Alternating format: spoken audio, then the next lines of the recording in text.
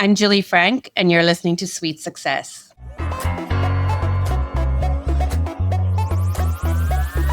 You've just checked in to Sweet Success. Join me, Katie Cline, for exclusive conversations with hotel executives, hospitality leaders, and industry innovators. Together, we'll uncover the strategies and techniques these masters of hospitality relentlessly refine. Whether you're already in the industry or just starting out, tune in every week to unlock the secret to your sweet success. Hello, everyone, and welcome back to another episode of Sweet Success. I'm your host, Katie Cline, and today I'm excited to welcome Julie Frank to the show. Julie is the Vice President of Design for Aspen Hospitality Group, where she works on the company's 2 brands and multiple assets, including new builds, conversions, and renovations. Hailing from South Africa originally, Julie began her career in New York working as an architect prior to switching over to hospitality design for companies like Rockwell Group, AvroKO, Highgate Hotels, and back when I first met her, Starwood Hotels and Resorts. She also serves on the editorial advisory board for the prestigious Hospitality Design magazine. Julie, thank you so much for being here today. Thank you for having me. Well, as I just mentioned, you originally started your career as an architect. What skills do you feel like you still use from your architecture training? And maybe what parts of your current job are completely different from where you started? So I think, obviously the skills of being an architect, knowing how to look at plans, knowing how a building needs to work, to function, understanding construction are all very key in my role still. In my current role at Aspen Hospitality, I oversee the construction and renovation of projects, and I understand what the architects are doing. And I think that having both the understanding of how the exterior core and shell building works, as well as the interiors, is key to being able to do the job in its entirety. So that is like the kind of factual skills. But I think when you train as an architect, you learn to be really meticulous, detail focused. You follow a process, you know that things have to happen in a certain sequence. And that rigor has always served me well throughout my career. And when I was studying to be an architect, I did my thesis on museum design and how to build to feel, which I think was a really natural segue into hospitality design, because at the end of the day, we're creating spaces to make people feel their best. Have you ever had an architect tell you something wasn't possible and you've been like, I know that actually is, or vice versa? Yeah. Oh, many times. I think the architect's like pulling the, and I'm like, by the way, I am an architect and you're not right. So let me tell you how it can be done. It's like when people speak multiple languages and someone's talking about them in front of them in a different language, and then all of a sudden you jump in that same language. I feel like that's your superpower with this. That's exactly what it is, because often, it's more kind of comes from the construction side, like the construction people be like, no, that can't be done, or that. And I'm like, guys, it actually can be, and I'm not, I had recently on a project I was on, the project manager was like, you stick to picking fabric for curtains and let me build the building. And I was like, A, don't ever speak to people like that, irrespective of who they are. And B, like, I'm a trained architect. Like, I know what you're talking about, and don't pull wool that doesn't exist over my eyes. I really hope that's the first and last time you'll work with that person. Well, yeah, it was a very brief partnership. Oh my goodness, that is funny. I mean, that's where your training, I think, comes in so handy, of just really understanding, like you said, from the very beginning concepting stage till actually coming to life. So it's really incredible. And you come from South Africa originally. You moved to New York in 1999, and you and I were just talking about how long ago that is, and we both can't believe how long ago that is now. What differences and similarities do you see between your hometown and New York? And I know that New York is really home for you now. So what is it about New York that's made you stay all this time? Well, it's so funny. It's sort of like, even though I've been in New York more than half my life, I still feel South African at my core. And they're so different. I come from Johannesburg. I come from the suburbs of like an African country, it looks pretty much like the suburbs here, except you put high walls around all the houses. But there's a real energy to growing up in Johannesburg. And I feel like New York had that same energy. I think what I was drawn to in New York when I first moved here, aside from the desire of a very naive new graduate to work for a famous architect, was the energy of the city and the density compared to like the sprawling nature of growing up in South Africa. And I think I've always stayed because every time a chapter ends, the next chapter that's evolving has been compelling to stay. And so I'm of the very simple notion, if it's not broken, don't fix it. So there's always been an interesting new job, or maybe it was a relationship, or maybe it was a career opportunity that's kept me here. I never intended to make it home. And yet now I can't imagine living anywhere else. I think I've also become that incredibly lazy urban dweller where if I can't walk and do it in 3-block radius, it's probably not happening. So when you first moved, you didn't think I'm going to move here forever? Oh, no, I was coming for a year. It's a big joke in my family. I'm terrible with time. So the one thing I don't have is time rigor. And I was like, I'm going to New York for a year. I'm going to go work for an architect and build museums. That was my dream. And my mom's always like, how's that year going? And I'm like, oh, it's going really well, So almost 26 years later. So, wow, that's amazing. And did you come by yourself when you moved here? With my giant portfolio, because this was like pre-computer digital age and not really understanding immigration. So with my tourist visa, lugging my huge portfolio, I was coming here and I was going to find a famous architect to work for. And I had like one contact from my professor, and I went like pounding the pavement and got a job with Raffaele Vignoli, who is a very well-known architect, but was also very well-known for hiring foreigners because he would get you your work visa and you worked so hard. Mm-hmm. And it was incredible at that age. I learned so much. I got to go on construction site really early. I made some of the like closest friends I still have from the many long hours we were entrenched there. But yeah, I came on my own, knew a couple of people. I just wanted an adventure. I wanted something different from the very insular life I'd grown up in. Wow, that's incredible to show up someplace completely new, to land a big gig like that. And I couldn't agree more. Some of my best friends are from my earliest careers when you're working those 20-hour days together. It bonds you. Exactly. And we used to get like a $10 stipend, and we would go to like the deli nearby and buy cup of noodle soup and our toiletries. But it was great. We worked super hard, but we learned so much and we made such great friends. And then from starting in that role, how did the transition into hospitality take place? So I worked there and I worked at another architecture firm. And when I was working at the other firm, I was working on the Rose Planetarium. And as a junior architect, I was sort of doing curtain wall detailing and meeting room layouts and not this sexy design that I thought I'd be doing. And I saw the team from Adam Tahani's office working on the restaurant. And I was like, that looks so much better. I want to do that. And at the core, I had always fallen in love with the power of architecture to make you feel. When I was 15 years old, I'd gone to Israel and visited Moshe Safdie's Children's Museum at the Holocaust Museum in Jerusalem. And I always say that day changed my life because it is the most powerful building. You walk into this building and you walk along a narrow pathway and your whole sense of space is disrupted because you can't really see because there's just tiny flickers of candles and there's images projected of the children who were lost in the Holocaust, and there's the voiceover saying their names. And so all your senses are being engaged, and it's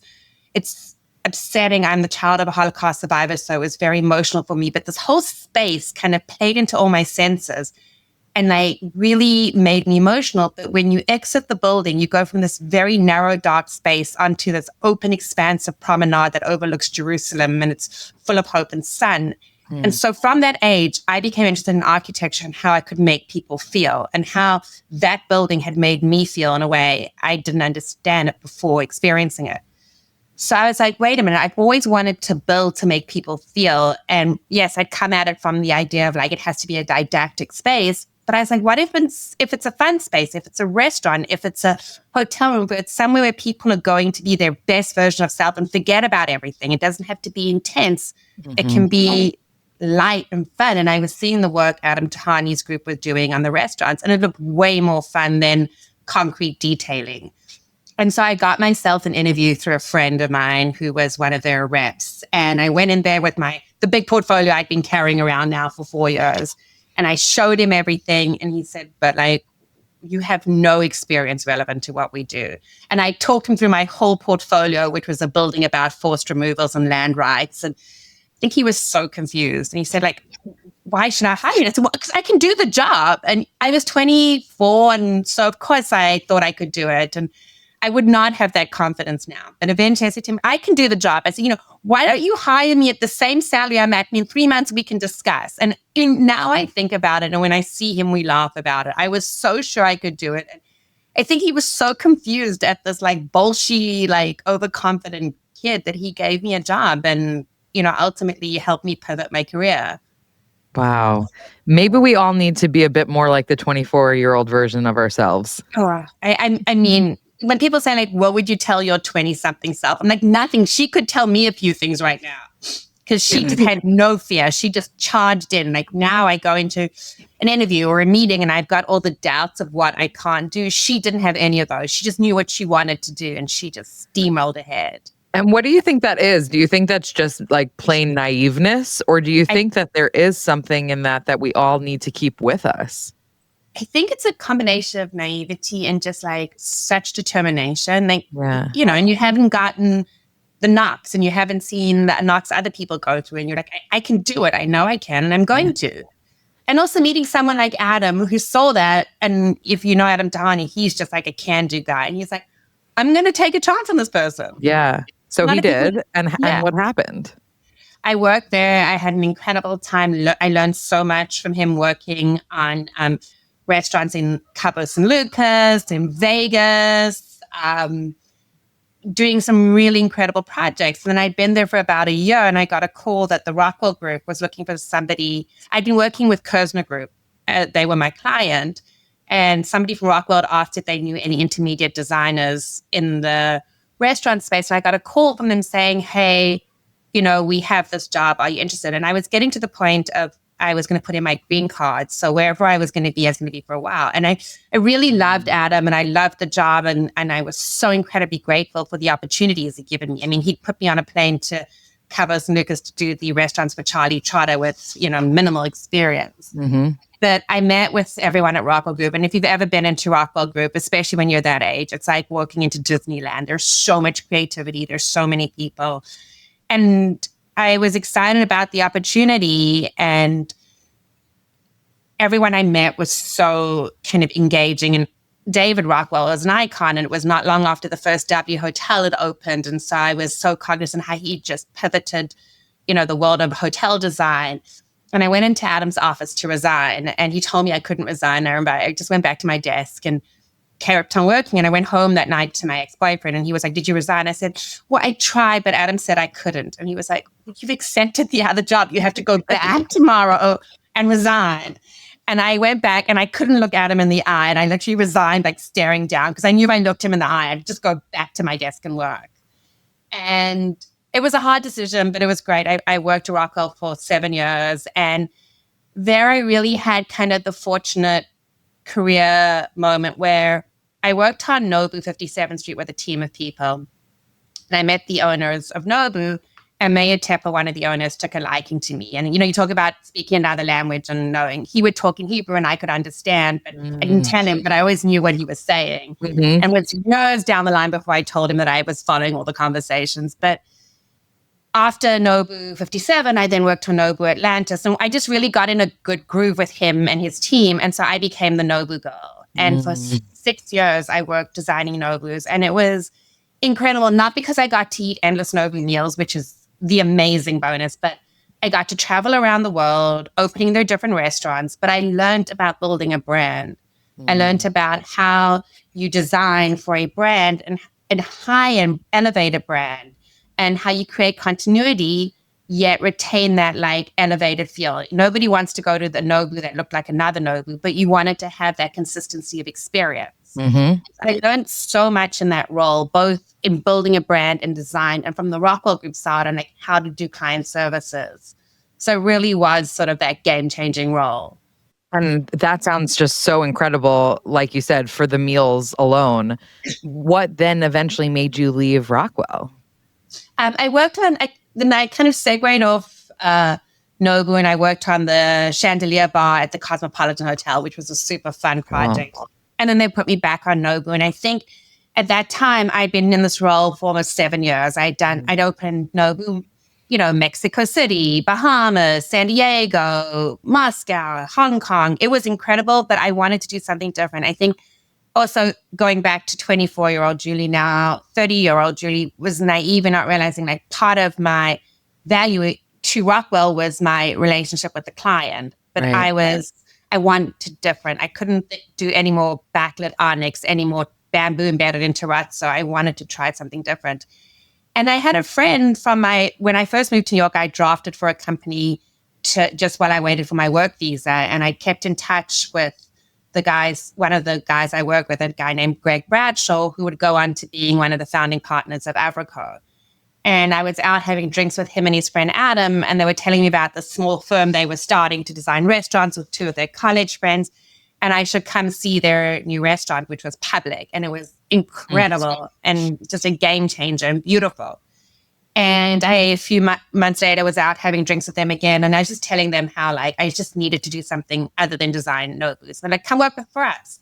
Like, we can't match your Rockwell salary, but here's what we can pay you. And you can have staff meals at public and you can get a drink every day. And I was like, all right, I'm in. And yeah, I was one of their early employees. We worked about public. We worked insane hours and we just did great, beautiful projects. And I loved working there. It was so much fun. It was definitely that breath of fresh air I needed. They're so incredible. I mean, the four partners are such visionaries, and to be there when there were 6 or 7 employees growing the business was amazing. Yeah. Yeah. And then one day I got a call from a man named Ted Jacobs, and he's like, your resume came across my desk. Would you be interested in working hotel side and brand side? And I was like, no, thank you for calling, but I'm not interested. I love my job. And it really was how I felt. And he said, well, if you love your job so much, meet me for coffee, because what have you got to lose? And I was like, that's such a silly kind of point of view. But he piqued my curiosity, and the rest is history. So, oh my gosh, that was the beginning of Starwood for you. Switch from, I always joke that I moved jobs to the person that I liked least in my previous job. So when I was brand side, when I was a designer, I didn't like the brand side people. When I was brand side, I didn't like the owners. Then I went from designer to brand, from brand to owner, from owner to operator. So I'm like, I just keep moving to the person I didn't like in my last job. I mean, that could be really good life advice. Anytime that we dislike someone or something, maybe we should go get more experience in it. Yeah, go take their role. Yeah, go get that role. Yeah, it's happened incidentally, but I always laugh about it. I'm like, oh yeah, I'm just the person who annoyed me in the last job. Well, when you and I first met, we were working on Meridien together. And one of my favorite stories that we did together was a pitch to the Wall Street Journal, I think it was. And the point of the story was that when people go on vacation, they buy all these trinkets and souvenirs and stuff. And then they get home and they look around their urban apartment or suburban home and they think, this does not go anywhere in my house. Yeah. And you shared some amazing tips then about how to find ways to make them work, or a lens through which to vet these purchases in the first place to maybe not bring home the things that just are not going to work. Do you remember that piece? And can you share some of those tips? I mean, I remember like the one tip, and it's still the tip I use, like if you see something and you love it, don't come back the next day. Take a pause. I can count how many friends I have that have that wrapped up rug from the bazaar somewhere in their, in their basement. Like, know where you're going to put it when you get home. Know how you use your home. And I love buying stuff when I travel, but I'm always like, it might not be convenient, but I'm going to come back tomorrow and see if I still like it. And also, like, what do you want it for? Like, you don't need an ottoman with beads in the middle of an apartment with kids, but there might be another function for it. And just think about how you live, not the moment of the vacation you're wrapped up in. And if you think about design trends, which do you see as very in for the hospitality industry right now? Right now, I think we're coming out of the maximalist phase. I feel like we went through a phase where everything was maximalist. There was a lot of color and a lot of pattern and a lot of tassel and it's beautiful. But it's very much an era. And I think we're starting to see that segue away from it and going back to kind of more calm, more muted, more monochromatic design. Mm-hmm. And it feels very extreme from one to the next. But I feel like we went so maximalist And now it's coming down to like calm, minimal, monochrome again. Mm-hmm. Are there any other trends that when you walk into a hotel, it immediately tells you, hey, this place needs a renovation because those trends are so out? So like I would guess the very loud, very colorful murals on the wall or something like The that. That communal screams table. nastiness. The communal table. Table. Yeah, it's like, Okay. thank you, Ace Hotel. We love you for introducing all of us to it with the Ace in on 28th Street. I remember when that communal table idea, I'm like, wow, people are going to sit together and work together. This is amazing. Yeah. And I think we're at a point now. We're like, all right, we're over it. We sat together and worked together for 2 decades. We're ready to be a little more intimate and a little more quiet. And that may also be kind of the digital age, right? And people are on their computers more, and people are more focused. They don't engage as much. But I feel like the communal tables had a lovely, very long life, but it's starting to segue out. Yeah, it's true. Because if you're working in a hotel lobby, you might need to be on a Zoom call or something, and you don't want that person sitting right next to you because then you're having crosstalk and everything. Yeah. A beautiful example of functionality needing to be as important as the aesthetics in the space. Exactly. Yeah. If you think about hotel rooms in general, if you have a really bland one and you don't have a very big budget, what are the key areas that you would invest in to really elevate the space? Well, so I'm boring. A mattress. Like, I'm like, come on, guys, spend on the mattress. Everybody is there to do one, well, maybe two things, but sleep is key. So make sure the bed is comfortable. It might be more of a stand, but you seldom read reviews that people are like, well, the duvet was the wrong color peach, but you read many reviews like and that's not really design, right? It's more operations. But get a comfortable mattress. And if you want to make the room elevated, I'm always like, art is your best friend. You don't need a million pieces. One key piece, think of scale, think of content, and think of placement. One key piece can totally change the feel of a room. Mm-hmm. And color, right? Even if it is this monochromatic world that we're moving back into, what is that base color? Put it on the walls, bring in a little bit of texture, and the space starts to feel more coherent. How do you think designing a hotel room is different than designing a bedroom in someone's home, for example? So I think obviously in a bedroom, it's one person's taste, it's one person's use. With a hotel room, you need flexibility and durability, but yet not at the expense of the luxurious feel. And we always talk about hotels being the best version of home. And so you want it to still feel residential. You don't want it to feel sterile. You don't want it to feel cookie cutter. You want it to feel like personalized, but you got to remember at all times, everybody's going to use it in different ways. There's got to be that level of flexibility, especially now when it's no longer people are putting their laptop to work on the desk. You know, some people like, I'm always going to work on the couch with my computer propped on my legs. Somebody else is going to prefer to work at an easy chair with a side table. So how do you cater the space that people can make the room work for them comfortably? Mm-hmm.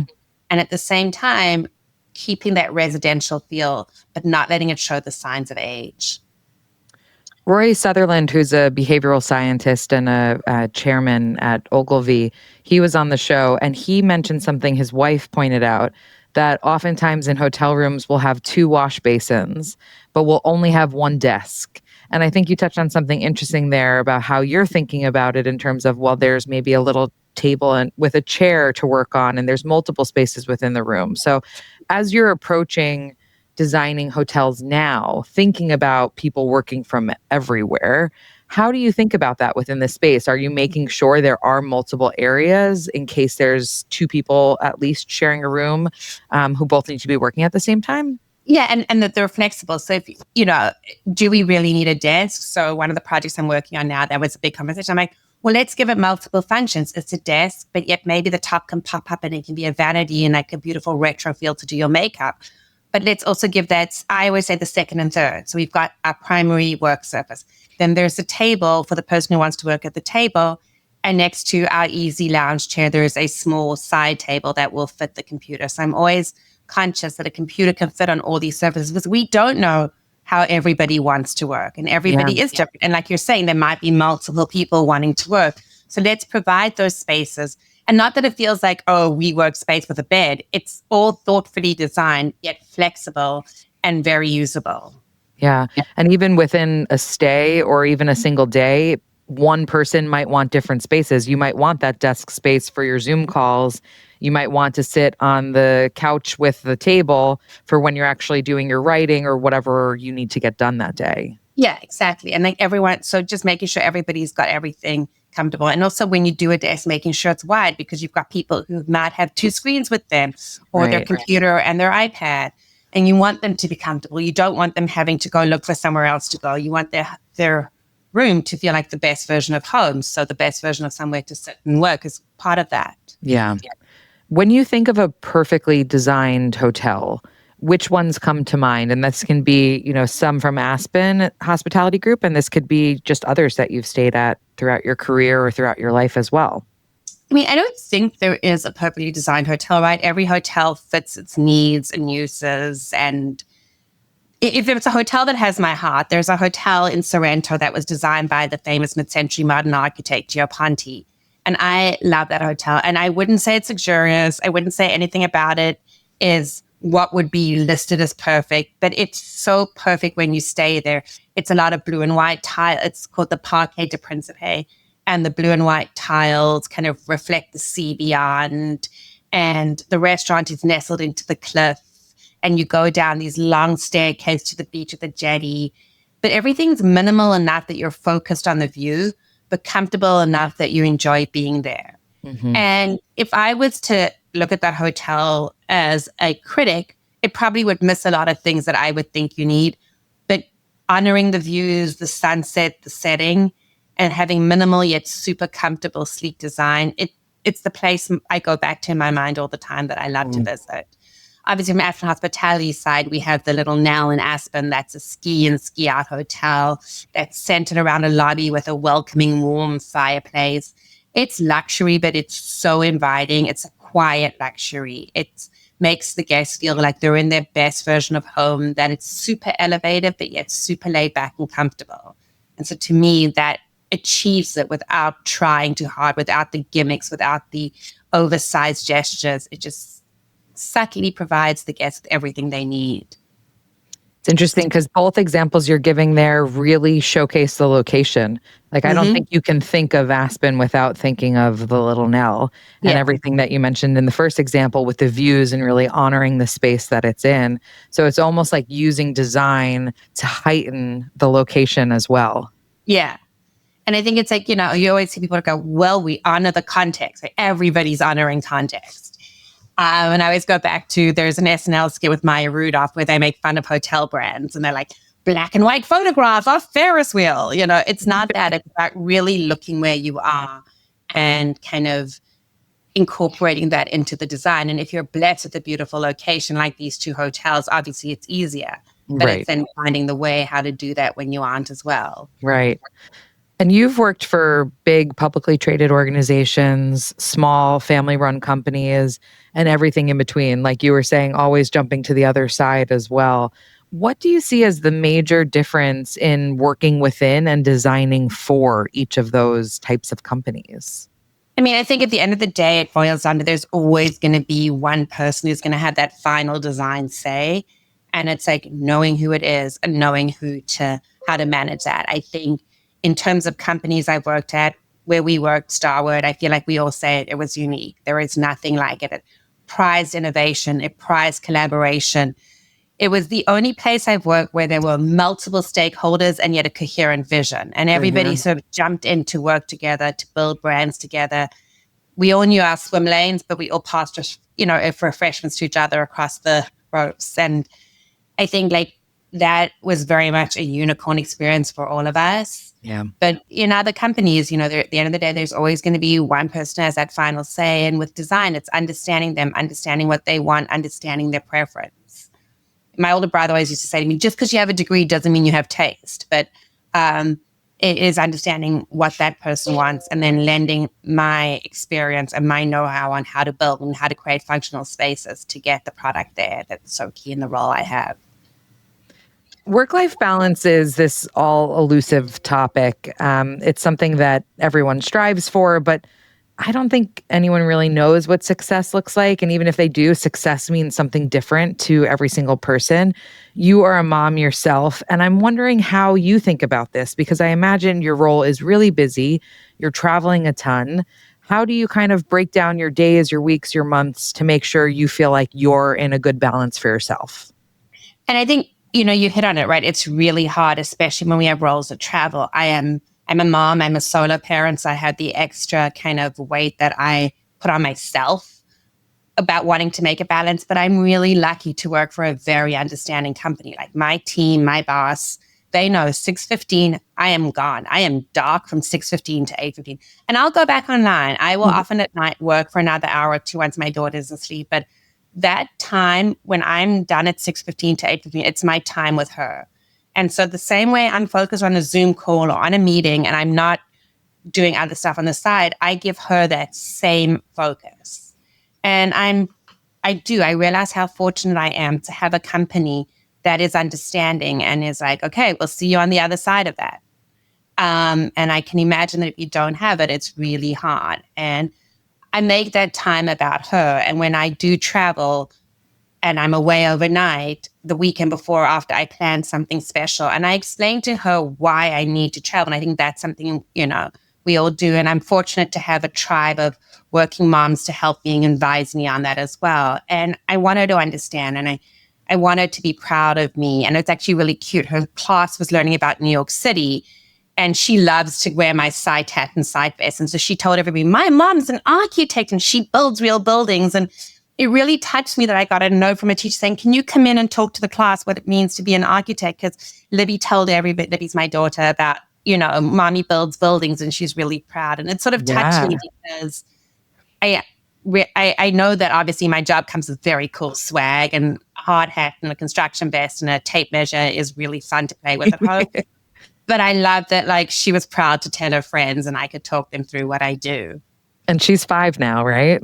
She'll be 5 in October, yeah. So imagine as she gets older and she really starts to understand the fact that at 5, she's already so proud, so excited, talking about it. I mean, it's really quite a legacy you're building right in front of her. I mean, I hope so. I mean, I think that, she's in a community where a lot of the moms work. So it's not like I'm the only one, which growing up in South Africa, my mom is a lawyer. I didn't have a lot of friends whose moms worked, but I had a great example. Whereas she's in a community where the moms work. And so I think that it helps me feel less guilty when I'm away, knowing that I'm not the only one trying to do this juggle.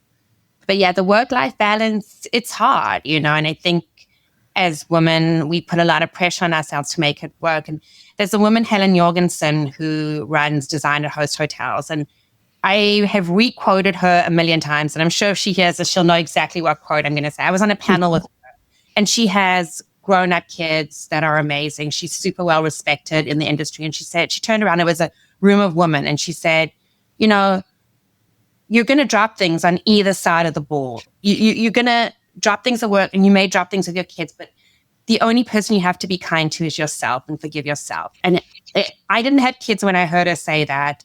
And that piece of advice has stuck with me. And I always say it again and again. It's like, when you drop things, forgive yourself, because we're our own harshest critics. Mm-hmm. And if nobody's hurt, God willing, then we're all good. Absolutely. John Payton, who we both had the opportunity to work with at Starwood, he was a guest on this podcast, and I was asking him about work-life balance as well. And he was saying and I'm gonna get the quote exactly wrong, so people can listen into that episode if they're interested. But he was saying, when one thing is going really, really, really, really well, that's when he knows that the other sides are probably out of alignment, because it's hard. And like you said, all we can do is in the moment. I do exactly what you said. When it's family time, it's family time. When it's work time, it's work time. Because when you're trying to do both, you're failing at both. Yeah. And it's hard. At least I am. I'm not as skilled of a multitasker as others. No, I think it's all of us, right? It's hard to do, everything well. And I remember one time I had to do a Zoom at 7. It was that we had a new CEO for our holding company, and I put her next to me and I set up her iPad. I said, Mommy's working, you're working. And she was really excited. I said, I've got my coffee. You've got your milk. We're good. And she said, and she was quiet and as good as she could be. And as I took off my mute to speak about something, she leaned across and she was like, hi, I'm Libby. Are you mommy's boss's boss? And I froze. And fortunately, he was wonderful. He was like, hi, I'm Dave, and he kind of rolled with it. And I was like, I realized I was way more stressed and he was more concerned if I had the answers to his question than this maniac popping across, waving and yelling, Yeah. And so I do think that's the gift COVID's given to all of us. Like, it is a little bit more acceptable. But yeah, we all kind of put a lot of pressure on ourselves to do it right. And like you said, I think it is really telling of the people you're working for, the company you're working for, and how they respond to a situation like that. Like, it's almost a gift that Libby did that because it showed you really quickly who he was. Exactly. Yeah. Though, Julie, coffee at 7:00 at night, or was it 7 a.m.? It was 7:00 at night, but if you want me to be coherent, you have to caffeinate me after 4 p.m. especially. And you can sleep after that late of a coffee? I can sleep anywhere, anytime. I am like, and I do. I can fall asleep at a drop of a hat. It's amazing. And thankfully, a gift that my daughter got as well. We are sleepers, which I know you, as a mom of young kids to be soon, know. Yes, I am very lucky. My daughter is a good sleeper too. She, on a daily basis, typically wakes up around 7:15, which I'm like, that is perfect for me. Yeah. But if I have a coffee after 1:30 in the afternoon, I will feel that in the evening. Oh no. It's a sign of getting older. As you get older, it doesn't have any effect. Yeah. If you weren't working in hospitality design, what do you think you'd be doing? Oh, I know. So Sarah Doyle, right? Our friend Sarah. And her and I always used to joke about this. We were going to open a coffee shop one day and it's called Here, Period. You are right where you need to be. I love to bake and cook. And so it would be a coffee shop where I design everything and everything's for sale. The tables, the chairs, the plates. And every day I bake and different pastries and you can get coffee and tea. And it's just a place where people come to be happy and you're exactly where you need to be. And people can make arts and crafts and sell their stuff there. But it's just about a space to feel comfortable and nourished, body and the soul, and to be with other people. Wow. Well, for the industry, I don't want you to leave hospitality design. However, I would really like to go to here. So I hope one day you'll make that happen.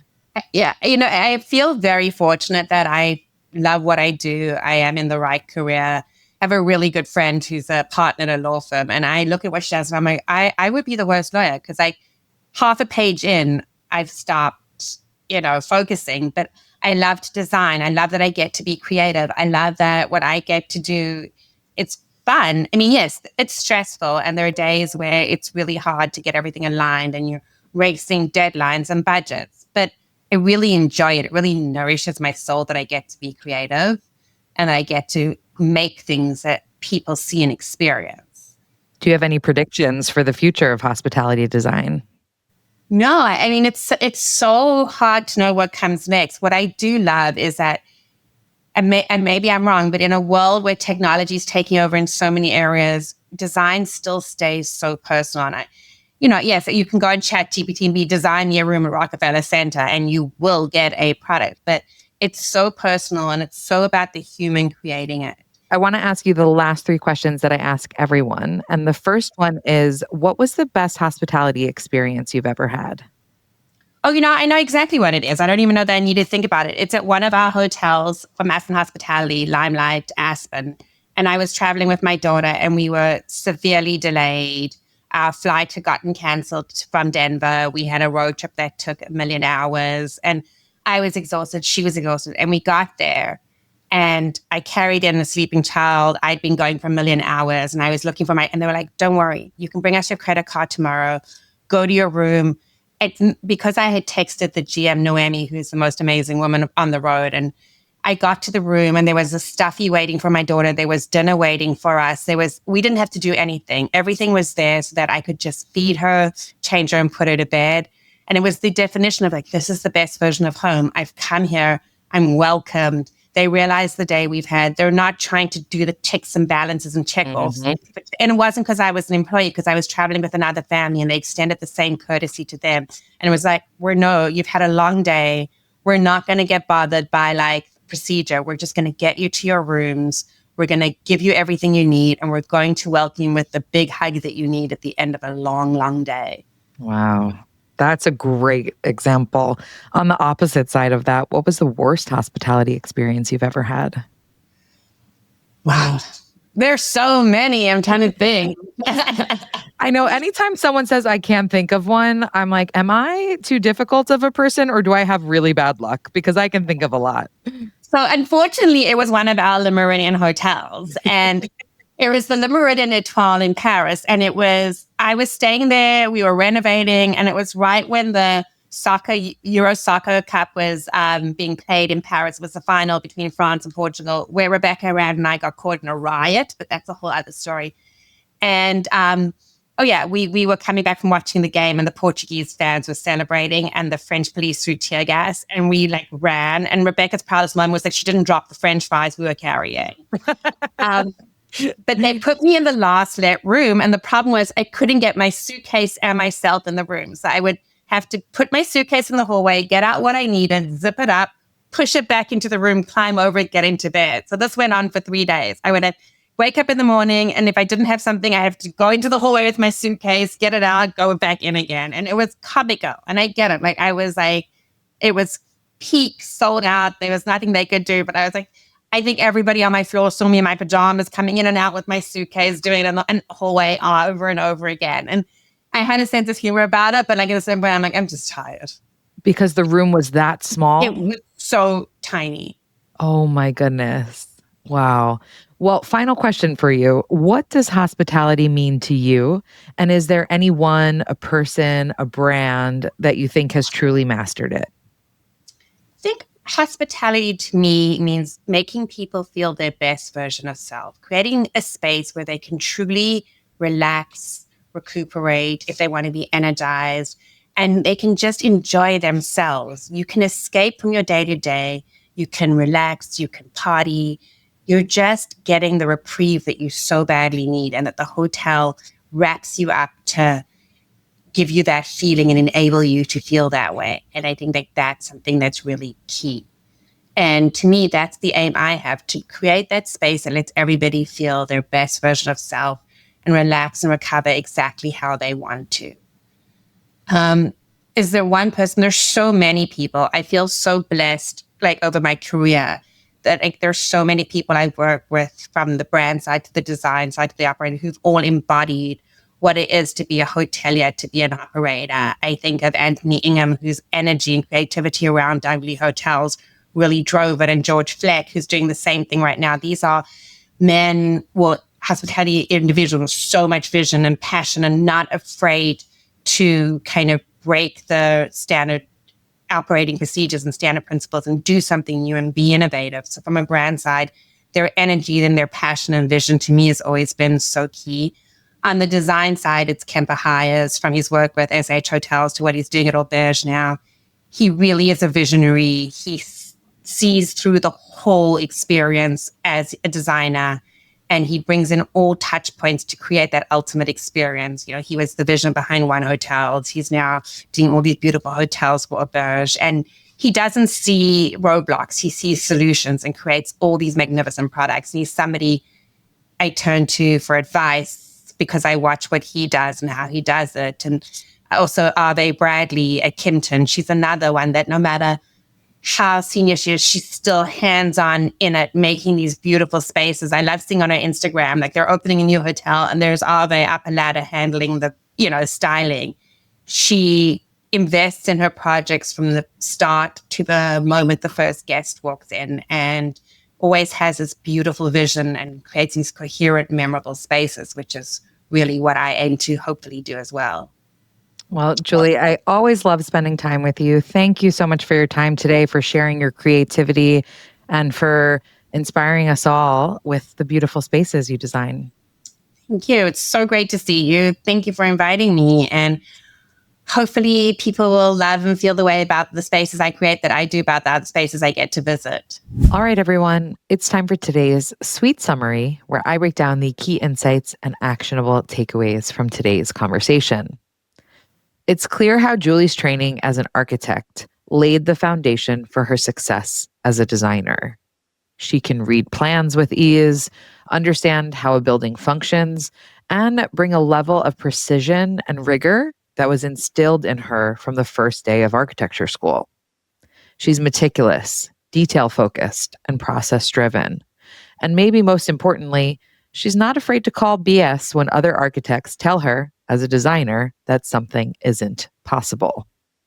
But while she embodies all of these traditionally left brain strengths, there's no denying that Julie is also deeply creative. She became an architect after personally experiencing how a building could make her feel. She believes in honoring the context, as she joked, designing with the location and its story in mind. And more than anything, Julie follows the fun. Her pivot to restaurant design came from a realization that spaces don't have to be serious to be meaningful. They can be joyful, vibrant, even playful, and still leave a lasting impact. Not to mention, a lot more personally fulfilling to work on.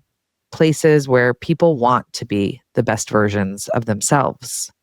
When I asked her to predict the future of hospitality design, she laughed because, like life, design is always evolving. She never expected to stay in New York for more than a year. And now, 26 years later, she's still in the city. Why? Because, as she said, when one chapter ends, another always unfolds, which compels her to stay. Julie doesn't just design spaces, she designs possibilities. And just like her dream of opening a design-forward coffee shop, there's clearly no place else she'd rather be than here. And that concludes another episode of Sweet Success.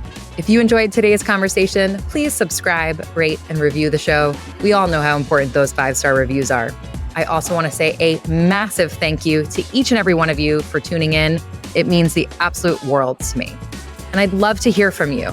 If you have ideas for future guests, new topics to cover, or even just want to say hi, don't be shy. Message me through our website, sweetsuccesspodcast.com, or on social media at Sweet Success Podcast. That's sweet like hotel suite. Once again, I'm your host, Katie Cline, and I'm super excited to see you all next week.